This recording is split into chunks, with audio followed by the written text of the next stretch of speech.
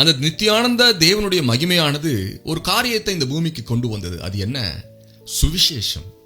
இயேசு கிறிஸ்துவின் ரட்சிப்பை குறித்த வார்த்தையே சுவிசேஷம் என்று வேதம் சொல்கிறது. அதை கொண்டு வந்தது யார் என்று பார்க்கும் பொழுது நித்தியானந்த தேவனுடைய மகிமை சுவிசேஷத்தை கொண்டு வருகிறது என்று நாம் அறிந்து கொள்கிறோம். ஹல்லேலூயா. அடுத்ததாக இந்த நித்தியானந்த தேவனுடைய மகிமையான சுவிசேஷம் நமக்கு கொடுக்கப்பட்டிருக்கிறது. அப்படி கொடுக்கப்பட்டிருக்கிறதை நாம் எப்படி போதிக்க வேண்டுமாம்? ஆரோக்கியமான உபதேசத்திற்கு நேராக நாம் அதை போதிக்க வேண்டுமாம். ஹல்லேலூயா. அதற்கு எதிரடியா இருக்கிற மற்ற எந்த செய்கைக்கும் விரோதமா விதிக்கப்பட்டிருக்கிறது என்று எழுதியிருக்கிறது பாருங்க.